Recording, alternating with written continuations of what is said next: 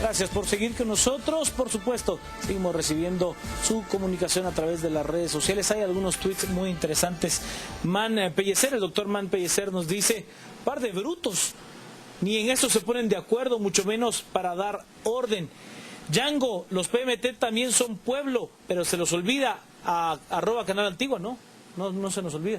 Por supuesto que son parte de esta sociedad.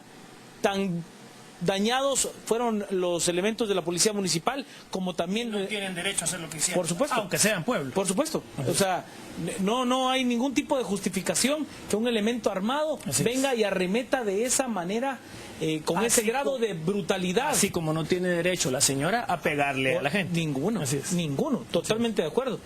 Edgar René Morales, ¿a quién aquí quitamos? ¿Al presidente o al ministro? Edric Barrientos, no de acuerdo a ellos, que se espera un caos, ya que los delincuentes con o sin chaleco, uno o dos en una moto, siempre delinquen. También nos dice Bobby Loesner, nuestro compañero, que la mano derecha no sabe lo que la izquierda está haciendo. Esto es la clase de liderazgo que está guiando a nuestro país. Patético, nos dice Bobby. Arturo Campos, y ahora van a venir los bloqueos de los motoristas. Por cierto, esa ha sido una medida de presión que ya se ha vuelto recurrente. Alguien puso el ejemplo, y obstaculizar la viabilidad se ha vuelto el método de presión más simple de poder ejercer en este país. Lo escucho, Hugo, sé que tiene algo que decir. Bueno, vamos a abordar primero este comentario que decía. Yo creo que al final los bloqueos a lo que responden usualmente es a un descontento que ha pasado por varias fases, digamos, o que es un descontento que no se ha podido expresar por otros medios y que al final se expresa con una situación de este tipo. Lo que sí es que estratégicamente no es conveniente para la organización que lo hace, porque parte de la acción política requiere la generación de adeptos o de alianzas. Y cuando se hace un bloqueo que afecta a terceros y que no afecta directamente al gobierno, lo que se logra es pues reacciones adversas o con algún grado de animadversión de parte de los potenciales aliados. Entonces yo aconsejaría, si tuviera algo que decir al respecto, a los motoristas que no recurran a esto, sino que recurran a medidas más pacíficas, porque al final esta es una causa con la que me parece que la mayoría de la ciudadanía simpatiza, y no hay que perder ese eventual apoyo. Ahora me llama la atención un tuit de nuestro amigo, que es @LeviMusicólogo. Él nos decía que el chaleco es naranja y que por lo tanto esto podría ser campaña anticipada. Yo no lo veo tan así, es decir, aquí si el chaleco fuera amarillo podríamos decir que está intentando favorecer al PAN, y si el chaleco fuera verde podríamos decir que está en contubernio con la Municipalidad de Guatemala. Esto es irrelevante, pero me parece que a lo que debemos poner atención es al tipo de detalles que se le van poniendo al chaleco, digamos, el tipo de material, el tamaño de las letras, etcétera, porque esto podría... van a ser hechos. Exactamente. Tiene que ser en dónde se están maquilando los chalecos. A través de requerimientos muy específicos, lo que podríamos pensar es que se está apuntando a un proveedor único o a un grupo de proveedores que tendrían el monopolio de esto, y eso es lo que es realmente grave. O sea, el Estado, cómo se llama, dónde privado. lo produce, cómo se ganó ese contrato, etcétera, etcétera. Momento de abrir el tercero de los temas de discusión de esta noche, y es que me gustaría que escuchara las declaraciones del ministro de la Defensa, quien asegura que se han solicitado más de 400 destacamentos militares alrededor de todo el país para poder brindar seguridad.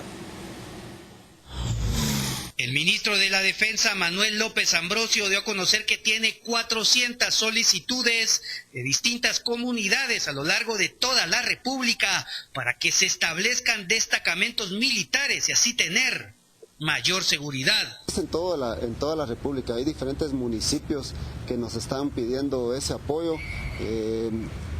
Pues nosotros estamos en la evaluación del apoyo que les estamos dando, pero sí estamos haciendo presencia con el nuevo despliegue que tenemos, con las unidades que ya les mencioné. Estamos haciendo presencia ya en varios de los municipios de los que nos están solicitando destacamentos fijos.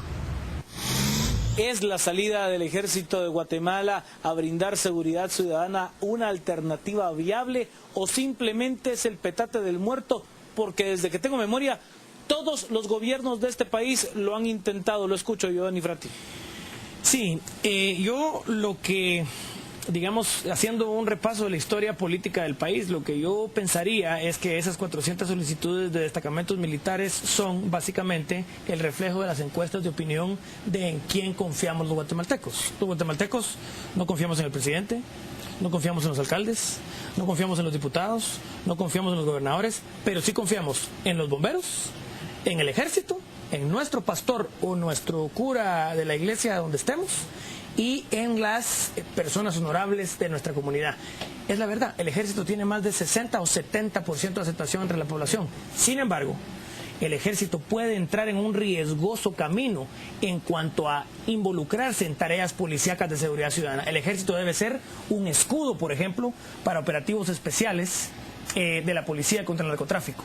El ejército puede ser, por ejemplo, una entidad... Que sí tiene los elementos capacitados de repeler, digamos. Claro. El ejército puede ser, por ejemplo, en Fuerza Aérea y en Marina, y en personal de tropa y con alta tecnología, un ejército que patrulle las fronteras y impida el tráfico. Esa es su misión. La trata de blancas, el tráfico de estupefacientes y drogas, y la penetración del territorio natural y la soberanía nacional de los narcotraficantes al país.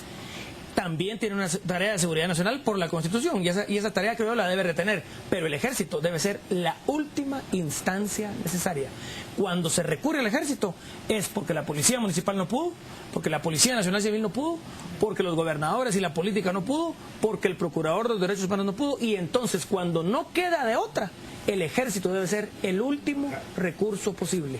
Si desgastamos al ejército haciéndolo patrullar cárceles, haciéndolo patrullar fronteras, haciéndolo repartir bolsas solidarias, queriendo que el ejército haga de todo y no se concentre en lo que debe hacer, que es salvaguardar la soberanía nacional, ahí es donde dañamos al ejército. El ejército no puede ser el sustituto para que las otras instituciones que son defectuosas hagan lo que tienen que hacer. Lo escucho, González. No, sí, y en este caso estoy de acuerdo con Giovanni, particularmente en lo último que mencionaba. Digamos, corroe al ejército esta labor de seguridad ciudadana. Imaginemos qué tenemos cuando hay un grupo de soldados con un entrenamiento determinado que están a cargo de un policía que tiene otro tipo de entrenamiento, ¿sí? Es decir, yo he escuchado de militares algunas quejas sobre, pues no quejas, sino que algún tipo como de reclamo sobre la manera en que una patrulla de soldados al final termina aprendiendo las mañas, por así decirlo, de la PNC. Es decir, si tenemos una institución que podría funcionar bien para lo que fue creada, que fue para el salvaguarda de fronteras, para el apoyo en situaciones excepcionales, Y etcétera, para la seguridad interna también. ¿por qué la estamos utilizando en situaciones extremas y en situaciones excepcionales? Ahora, del presidente de la orden. este famoso debate entre si conviene mantenernos solo con la PNC o si requerimos el apoyo del ejército y en qué medida, me parece que es un debate que ya va siendo tiempo de que lo concluyamos, porque también hay soluciones intermedias. Tenemos que ver, por ejemplo, qué tiene el ejército que la Policía Nacional Civil puede aprender. Es decir, aparte de la doctrina, aparte de otros temas que son muy exclusivos del ejército, ¿qué hay, digamos, en la jerarquía del ejército, en el sentido de orden, en el sentido de disciplina, que puede aprenderse en la PNC? Por otro lado, tendríamos que preguntarnos que si vamos a utilizar al ejército en labores de seguridad ciudadana, posiblemente tenemos que empezar a pensar en una unidad especializada para seguridad ciudadana dentro del ejército que tenga un entrenamiento específico para ese tema. Más entrenada y equipada de las que hay hoy. Entonces, digamos, el tema no debe ser solo que primero la PNC y después el ejército, o no, que el ejército es el que más sirve, sino que tenemos que ir encontrando cuáles son esas soluciones intermedias que posiblemente van a ser más efectivas que lo que tenemos hasta ahora. Vamos a las redes, veamos qué es lo que se dice. La señorita Paz, el ejército es creado para la guerra y la defensa del territorio y así debe de permanecer. Levi Jacob nos dice, en Nicaragua existe la policía comunal, esa es respetada y confiable, son ideas de antaño y no se toman en cuenta. José Emiliano Orellana, actualmente el ejército solo camina a la par de la PNC, ¿para qué si la ley no lo permite? Ricardo Ayala, la delincuencia y el crimen organizado respetan el uniforme, el pueblo reconoce la autoridad, creo que es la alternativa de seguridad. Jimena, yo digo que solo sería otra distracción para cubrir todos los males, las malas cosas que ha hecho este gobierno, es lo que se está planteando en las redes sociales al respecto de la temática. Entramos en nuestra ronda final de análisis, lo escucho en su debate final, Joven Ferti. Sí, una vez más, en el ámbito internacional no nos ha dado tiempo, pero es una nota que hay que cubrir y eventualmente la cubriremos, estoy seguro. Siria está al borde de una recrudecimiento internacional muy fuerte, hay barcos de guerra avecinándose a las costas sirias y se va a destruir ese país mucho más de lo que yo le diría que está al borde de una de las mayores tragedias humanitarias de la historia. Si es que se da la utilización, además de las 100,000 personas que ya han muerto a lo largo de los últimos 2 años y medio, si se llega a seguir utilizando armas de, si se demuestra, químicas, como en la Primera Guerra Mundial. Podría ser terrible. La peor catástrofe humanitaria de los últimos 50 años, al menos. Lo escucho Hugo Novales en su debate final. Bueno, sí, lamentable, la verdad, lo que está pasando en Siria, pero voy a abusar un poco de este espacio para retomar el tema de la reforma electoral.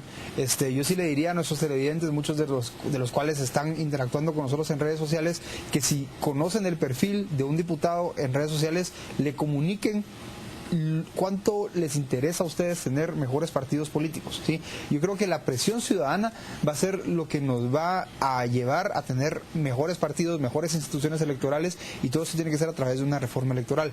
Entonces, de verdad, hago un llamado a la ciudadanía que por este medio, por los medios que tenemos acceso, por correo electrónico, por redes sociales, se expresen y le digan a sus diputados, que son sus diputados, aunque no nos gusten, pero son los diputados que tenemos, la importancia que para ustedes como ciudadanos tiene una reforma electoral.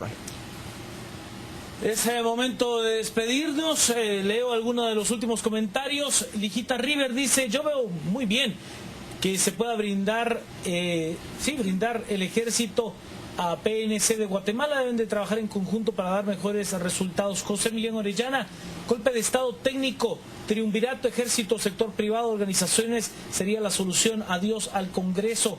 Emir: enviar al ejército a las calles es únicamente una pantomima gubernamental para que el pueblo en su ignorancia crea que está seguro. Y Eduardo Fuentes dice: de acuerdo con Frati, ejército último recurso, pero ya. Carlos Cárcamo: el ejército debe apoyar en todo sentido a la PNC y combatir igual como lo hace en México. Momento de despedirnos, agradeciéndole profundamente a usted el haber interactuado a lo largo de la semana con nosotros. Por supuesto, lo esperamos en las discusiones de toda la próxima semana. Esta noche interactuaron en vivo con usted Giovanni Frati, Hugo Novales, también a través de las redes sociales nuestro compañero Philip Chicola. Para mí ha sido un verdadero honor.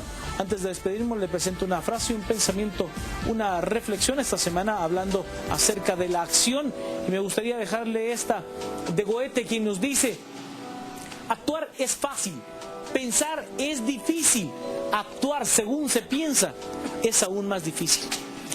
Hasta aquí, muchísimas gracias, le deseo a usted que tenga un fin de semana muy hermoso.